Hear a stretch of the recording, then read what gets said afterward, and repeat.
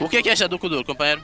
Eu gosto do Kuduro para quem Luano, o Kuduro é bom, né? Para todo mundo, eu sou puto usa, o melhor banana do Muro da Luz, é só isso que ele está-se bem. Digo assim, seguinte, people, sou Timberland, sou dançarino de Kuduro, de underground, sou pai do gueto, desta vez vou arrebentar para acabar com toda a malta. Estou aqui presente, não passa nada. Está aqui com uma cota Helder, né? Os cotas de Sema dizem que o Kuduro não é nada, mas o Kuduro é nosso, dança raiz. Por isso vamos dançar o Kuduro, nada de destruição. O Kuduro é muito nosso. Uma mensagem para o Kuduro, se chama o Kuduro, serve para toda a gente.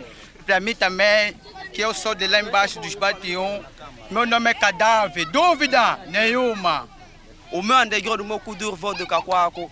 Não tenho muito para dizer, mas nunca movimento o meu cota Helder, não passa nada. Piripaco, o homem mais agressivo do que o petróleo bruto. O que é Kuduro? O Kuduro é muito. O Kuduro é muito bom, né? Eu gosto muito do Kuduro. Quer dizer, muita gente diz que o Kuduro não é bom, mas eu acho muito bom. Kuduro, por mim, é uma arte. E eu, às vezes, me pergunto como é que os moços dançam se atirarem no chão. Kuduro é uma boa música que nós gostamos de curtir. Aqui a Marta Pius, a juventude, eu gosto do Kuduro. Kuduro para mim é uma harmonia.